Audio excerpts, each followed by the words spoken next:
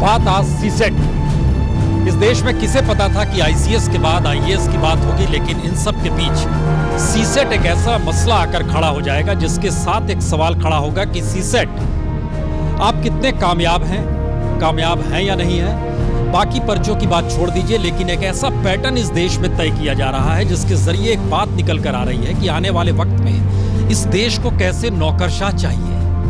छात्र उलझे हुए हैं दरअसल इन सब के बीच कि सीसेट एक परीक्षा है, इस परीक्षा को आप ना लीजिए। सरकार उलझी हुई है कि शायद हिंदी भाषी इलाके से आने वाले छात्र आंदोलन कर रहे हैं और आंदोलन करने वाले छात्रों को अंग्रेजी में सहूलियत दे दी जाए, क्योंकि वहां पर अभी भी पढ़ाई अंग्रेजी में होती नहीं है।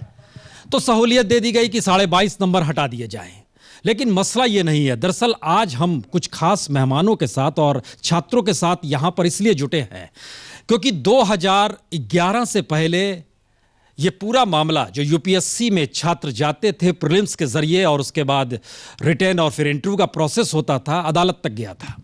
अदालत में यह मामला पहुंचा, कुछ छात्रों ने आवाज उठाई, कहा कि दरअसल आप चुनाव करते किस तरीके से। हाईकोर्ट ने भी पूछा यूपीएससी से, आप चुनाव कैसे करते हैं। बड़ी मुश्किल हुई और इस मुश्किल के बीच रिफॉर्म की बात आई। रिफॉर्म के प्रोसेस में यह किसे पता था कि दरअसल आने वाले वक्त में इस देश को जो ब्यूरोक्रेसी में लोग चाहिए, वो ब्यूरोक्रेसी में उस पुराने ढर्रे के लोग नहीं चाहिए जो कहीं पर डीएम बन जाएंगे, कहीं एसडीओ बन जाएंगे, कहीं आईपीएस होकर कहीं अधिकारी नियुक्त हो जाएंगे। उन्हें एक खास ढर्रे का स्थिति में चाहिए। सीसेट पेपर तैयार किया गया।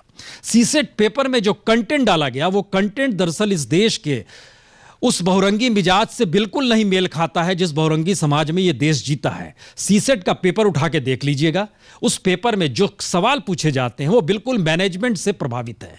इंजीनियरिंग, आईबीएम करने वाले छात्र, मैनेजमेंट के छात्रों, उनके लिए बहुत अनुकूल है। अब सवाल है, इतिहास क्यों पढ़ाया जाता है, भूगोल क्यों, पॉलिटिकल साइंस क्यों, या फिर वो तमाम चीजें क्यों पढ़ाई जाती हैं जिसका जिक्र सीसेट में नहीं है। इस दिशा में सरकार सोच रही है या फिर यह सोचा समझा कदम था जिस दिशा में कभी सोचा नहीं गया। हमारे साथ कुछ खास मेहमान हैं। बीजेपी के नेता संबित पात्रा साहब हैं, आलोक शर्मा साहब हैं, कांग्रेस के नेता योगेंद्र यादव भी जुड़ जाएंगे। लेकिन एससी श्रीवास्तव साहब, पहला सवाल आपसे, क्योंकि आप एक रिटायर्ड आईएएस हैं। ये जब हम ये बात कह रहे हैं कि इस दौर में अचानक सीसेट इसलिए लाया गया है क्योंकि अब आने वाले वक्त में ऐसे ही ब्यूरोक्रेट इस देश को चाहिए जो कि समझ जाएं 2+2 4 होता है, उसकी व्याख्या करने की स्थिति में ना आए। और एक पैटर्न बनाया गया है जानबूझकर इस देश के भीतर नए ब्यूरोक्रेट्स को पैदा करने के लिए जो फिट नहीं बैठता है उस ह्यूमैनिटीज ग्रुप के साथ जो कि उनके अनुकूल हो या उन्होंने जो पढ़ाई की हो। क्या ये सही है? देखिए, ऐसा है, एप्टीट्यूड टेस्ट क्या होता है और एबिलिटी टेस्ट क्या होता है, इसमें फ़र्क थोड़ा समझ लेना चाहिए। एबिलिटी टेस्ट होता है सब्जेक्ट से रिलेटेड। आपने हिस्ट्री पढ़ा, किसी ने फिज़िक्स पढ़ा, तो वो उस सब्जेक्ट में कितना एबिल हो गया है, कितना अच्छा ज्ञान हो गया है, उसका टेस्ट उसमें होता है। जैसे पहले प्रीलिम्स में हुआ करता था, एक सब्जेक्ट में टेस्ट होता था। अब एप्टीट्यूड टेस्ट है। What is aptitude? एप्टीट्यूड में क्या होता है कि एक यंग एडल्ट जो पढ़ा हुआ है उसको कुछ चीज़ें ज़रूर से आनी चाहिए, चाहे वो हिस्ट्री से पढ़ा हो चाहे फिज़िक्स से पढ़ा हो। जैसे उसको गणित का बेसिक नंबर्स का, डेसिमल क्या है, फ्रैक्शन क्या है, उससे फैसिलिटी विद नंबर्स उसको होना चाहिए। इसी तरह से उसको बेसिक इंटेलिजेंस होना चाहिए, ऑब्जर्वेशन, कीन ऑब्जर्वेशंस, फिगर्स में डिफरेंशिएट करना, और इस तरीके का जो एक कोई किसी भी सब्जेक्ट से स्ट्रीम से पढ़ करके आया हो, बेसिक एप्टीट्यूड है कि नहीं है। और रिलेटिव उसमें टेस्ट, कोई भी कंपटीशन होगा तो उसमें रिलेटिव मार्किंग होगी। आपने हाल के पेपर देखे हैं पिछले 4-5 सालों के? उस पेपर में जो सीसेट के पेपर जो तय किए गए, उसके कंटेंट्स की दिशा क्या है? आप देखिए, कंटेंट हमने देखे हैं इसलिए हम बताने जा रहे हैं आपको, इसलिए हम आपसे पूछ रहे हैं उसके कंटेंट की दिशा क्या है। आप बताइए क्या है। आपने अचानक जिक्र किया जो कि कंटेंट एप्टीट्यूड का ही है। अब ये है कि उसको और इम्प्रूव किया जा सकता है। उसको जैसे कह रहे हैं कि जैसे कैट का टेस्ट होता है, ऐसा लगता है जैसे काफ़ी कुछ कैट से मिलता हुआ टेस्ट हो। जी, है ना जी। और इसी तरीके से इसीलिए भ्रम होता है कि साहब उसी तरफ ओरिएंटेड है ये। बिल्कुल। मगर वो क्या है कि कोई भी हम चाहते हैं जो सिविल सर्वेंट हो देश का, जो सबसे जो हमारा फ्यूचर अफसर है, और डिसीजन लेने वाला है, तो उसमें बेसिक क्वालिटीज़, बेसिक एप्टीट्यूड्स तो होनी चाहिए। एक मिनट आ रहे हैं जरा बात कर लें, आप ही लोग के लिए हम लोग बैठे और हैं ये जो अभी 2011 से स्टार्ट हुआ है, अभी तो ये 3 इम्तिहान हुए हैं जी, और अब उसमें इम्प्रूवमेंट हो सकता है।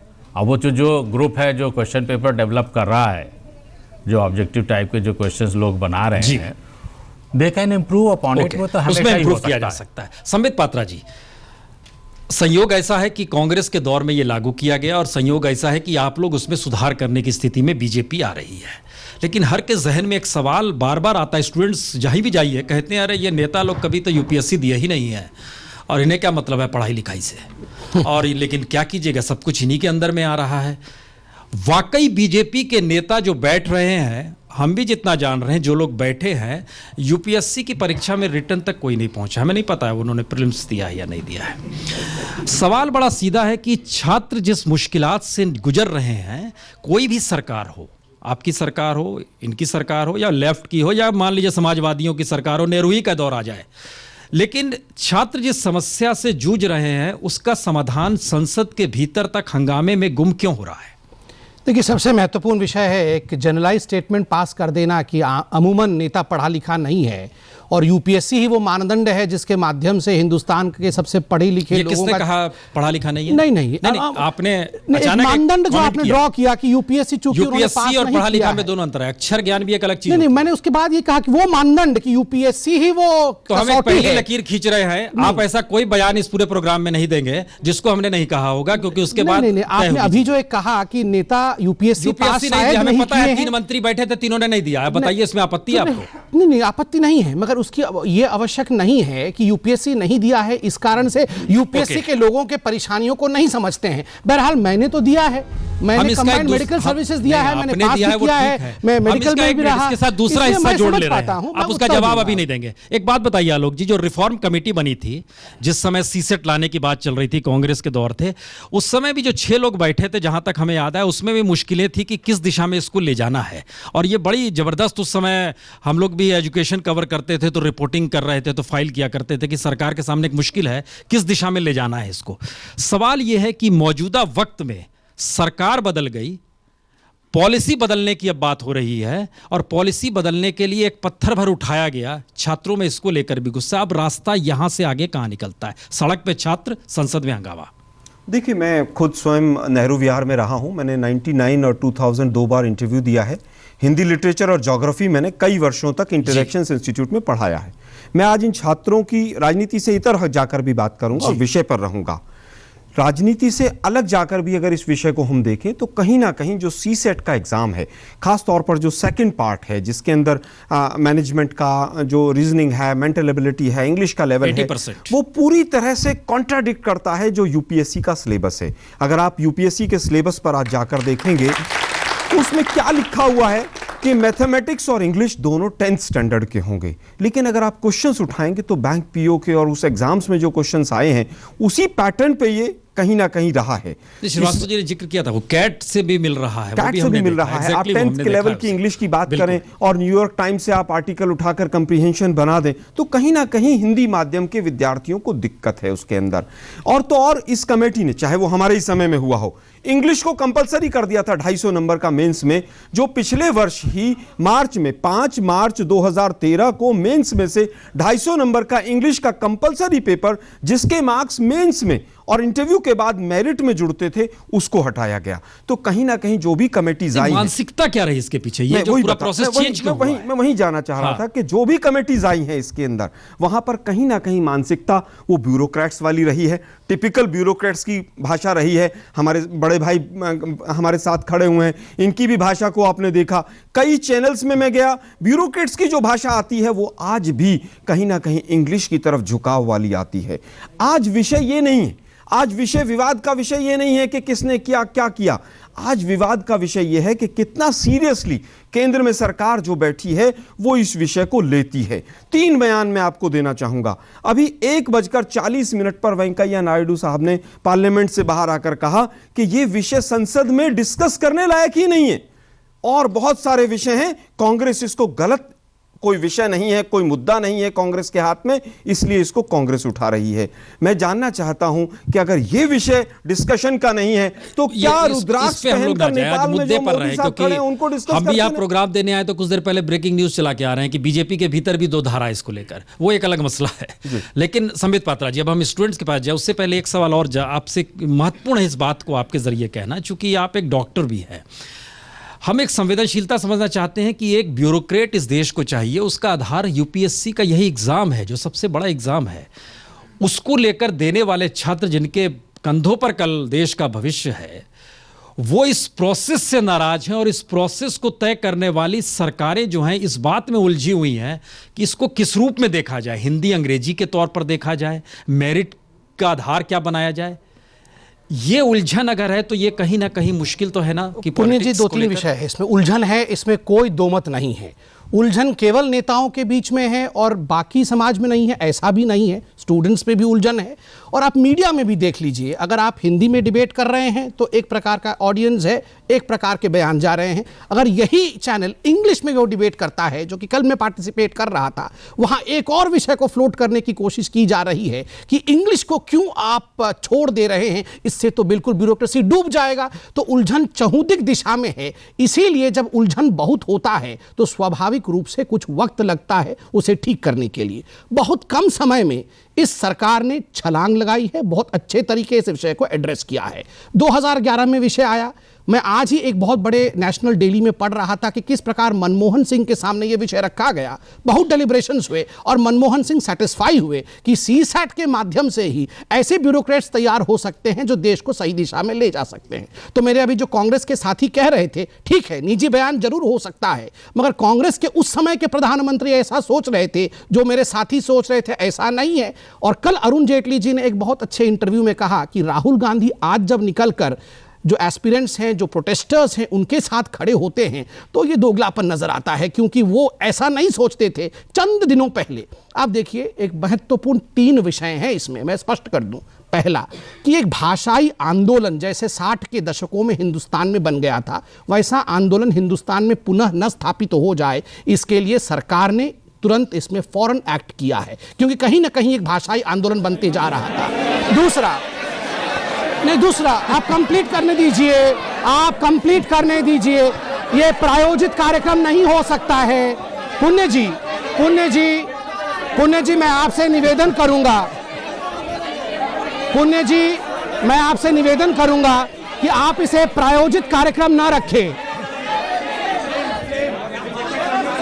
मैं पुण्य जी से प्रश्न कर रहा हूं। पुण्य जी, इस कार्यक्रम को एक पार्टी के खिलाफ प्रायोजित कार्यक्रम के रूप में ना आयोजित किया जाए तो यह अच्छा रहेगा। एक मिनट देखिए, इससे बढ़िया ट्रांसपेरेंट स्थिति कभी आएगी नहीं। आपके सामने जो है नेता खड़े हुए हैं।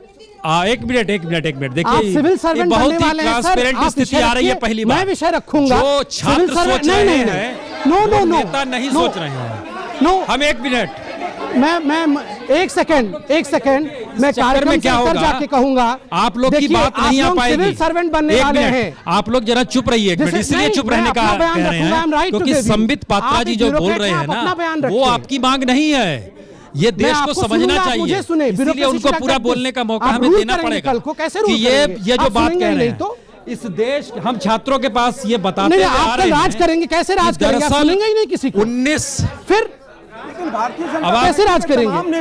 पुण्य साहब, भारतीय जनता पार्टी के तमाम नेताओं ने भी कहा है, रिमेंबर,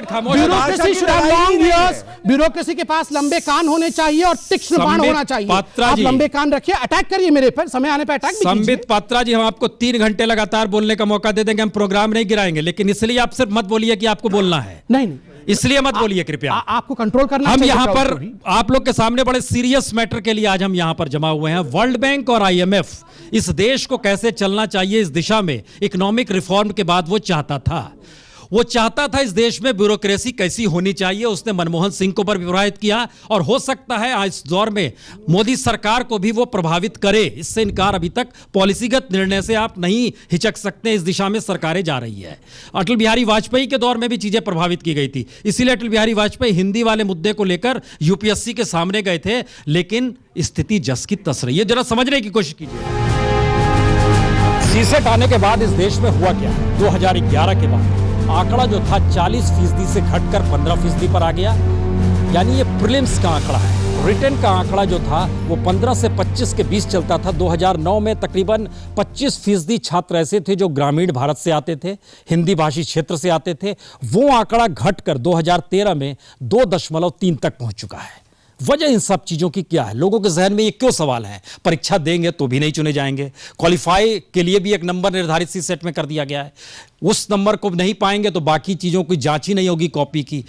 इस तरीके की उलझन है। कहाँ से शुरू किया जाए, बताइए जी, आइए बताइए क्या है मुद्दा आपके जहन में? क्या मैं श्रीवास्तव जी से एक क्वेश्चन पूछना चाहता हूँ। इन्होंने कहा कि एप्टीट्यूड टेस्ट जरूरी है, लेकिन जो पेपर होता है, हमारे 2 पेपर होता है। पहले पेपर का कट ऑफ 30 अंक होता है और दूसरे पेपर का कट ऑफ 70 अंक होता है। और इसकी वजह से जो लोग इंजीनियरिंग बैकग्राउंड के लोग क्वालिफाई करते हैं, मैनेजमेंट वाले क्वालिफाई करते हैं, इसका प्रभाव ये हुआ जो मेंस की मेरिट 950 जाती थी वो मेरिट अब 550 जाने लगी है। यहाँ पे आप योग्यता देख रहे हैं, वहाँ पे योग्यता कहाँ गई? 400 का गिरावट क्यों हुआ? ठीक है, अब बाकी आ जाएंगे आपके सवाल। हाँ बताइए आप। सर, मैंने एमए इतिहास से किया है और आज मैं परीक्षा दे रहा हूं तो सीसेट में उसकी कोई महत्ता नहीं है। तो अगर आपको मानविकी के विषयों को सिविल सर्विस में रखना ही नहीं है तो आप क्यों पढ़ा रहे हैं? यानी कि आप जो शिक्षा पद्धति है उसको नकार के आप जो है नई पद्धति ला रहे हैं। और दूसरा, उसका ट्रांसलेशन जो सीसेट के कम्प्रीहेंशन है, अभी श्रीवास्तव सर कह रहे थे कि एप्टीट्यूड में शायद उन्होंने हिंदी के कम्प्रीहेंशन नहीं पढ़े हैं। सर एक बार आप पढ़ लीजिएगा प्लीज, रिक्वेस्ट है। बड़ा दुखी करने वाला है। एक मिनट बताइए सर, जो बीजेपी ये कह रही है कि हमने सीसेट में कल अंग्रेजी सरकार सॉरी कि हमने 9 क्वेश्चन हटा के बहुत बड़ा काम कर दिया और छात्रों को बहुत बड़ी राहत दे दी। मैं तो ये कहूँगा कि बीजेपी ने मुद्दे को भटका दिया है और उलझा दिया है। हमारी जो मांग थी सरकार से कि समझती नहीं है जो आप चाहते हैं। एक मिनट सर, हमारी सरकार से यह मांग थी कि सीसेट को तत्काल प्रभाव से हटाया जाए, क्योंकि ये हिंदी माध्यम के लोगों के लिए एक बहुत बड़ी रुकावट का कारण। सीसेट को पूरी तरह हटा दिया जाए। जी बताइए सर। हम लोग की लड़ाई जो है वो पूर्णतया भारतीय भाषा की जो है, भारतीय भाषा की लड़ाई है ये। इसलिए हम प्रतिनिधित्व की बात करते हैं। यहाँ पे इन्होंने ये किया कि इंग्लिश वर्सेस हिंदी कर रहे हैं। हम लोग कहीं नहीं रहे सर। अभी जैसे सर हमसे बोल रहे थे कि हिंदी अंग्रेजी का नहीं है ही नहीं है, और उसको जो अभी सरकार कल भी हमें बयान दिया गलत किया। और दूसरी चीज बार बार कह रहे हैं कि हम हफ्ते भर पहले और फिर उलझन में डालते रहे हैं। स्टूडेंट को उलझन में डालेंगे, तैयारी भी नहीं कर पाए, डेट बढ़ा रहे हैं, ये कर रहे हैं, पूरी तरह से जो हमारी मुद्दा है उसे भटका। एक मिनट आते हैं, जरा कुछ पीछे भी बात की जाए। सर, आपने जैसे कहा कि एप्टीट्यूड टेस्ट बहुत ज़रूरी है, लेकिन अगर आप देखें कि जो एक राजनीतिक प्रशासनिक अधिकारी को चाहिए कि भौगोलिक, आर्थिक, सामाजिक, राजनीतिक उसको ज्ञान हो, तो वो एक जीएस के पेपर में होता है। और एप्टीट्यूड में आप जो जैसे 30 से 35 क्वेश्चन आप जो उसके देते हैं और आप उसके चुन के आंसर, तो आप निबंध का 300 का पेपर ले रहे हैं जो इस लड़के की काबिलियत को बताता है कि वो कितना मैटर को समझ रहा है। उस पर आपसे 3 घंटे केवल उसी मुद्दे पे लिखवाते हैं। तो आप एप्टीट्यूड में क्या जांचना चाहते हैं कि कितने घर को कितनी जल्दी आगे पीछे बैठा लेगा, कि सर्कुलर डायग्राम में वो कितनी जल्दी आगे पीछे लोगों को कर लेगा? अगर सही है तो ज्ञान निबंध में चेक हो ही रहा है। मेंस में आप 3 घंटे उससे निबंध की परीक्षा में लिखवा रहे हैं 300 अंक का, उसमें आप उसका ज्ञान चेक करेंगे, चीज़ों को समझ रहा है, मुद्दे को समझ रहा है, उसके तार्किक विश्लेषण क्या कर रहा है वो। तो उसके लिए तो कहीं सर मुझे नहीं लगता एप्टीट्यूड जरूरी है। और रही सर जो आप कम से कम 6 से 7 क्वेश्चन इंटरपर्सनल स्किल के जो क्वेश्चन आते हैं। एक मिनट, आपका क्या सवाल है? सर, मेरा सवाल है कि आपने कहा कि एप्टीट्यूड का टेस्ट होना चाहिए, परंतु एप्टीट्यूड का डिटेल टेस्ट आप मेंस में पेपर 4 में एथिक्स इंटीग्रेटेड एप्टीट्यूड में लेते हैं। यहाँ आप ऑब्जेक्टिव टाइप से एप्टीट्यूड को टेस्ट कर रहे हैं। ये कैसा आपका टेस्टिंग पैटर्न है जो कहीं ना कहीं एक खास किस्म के बच्चों को फेवर कर रहा है? क्या आपको आपकी परीक्षा प्रणाली की वास्तविक समझ ही नहीं है? आपने वैकल्पिक विषय को हटा दिया कि प्रीलिम्स में हमें स्केलिंग करने में प्रॉब्लम हो रही थी, 300 नंबर के सवाल को आपने हटा दिया जिससे दिक्कत आ रही थी, परंतु मेंस में उन्हें 500 नंबर पर फिर रख दिया। क्या आपको समझ ही नहीं है अपनी परीक्षा प्रणाली की? हम इन चीज़ों का जवाब लेंगे, लेकिन एक जानकारी दे दें वैसे कि तो लोग जानते भी होंगे, राजनेता जानते भी होंगे। वीरप्पा मोइली साहब थे जो उस कमेटी के चेयरमैन थे जब सीसेट लाया जा रहा था। है ना, उस दौर में थे और बड़ा अद्भुत है, वो खामोश है।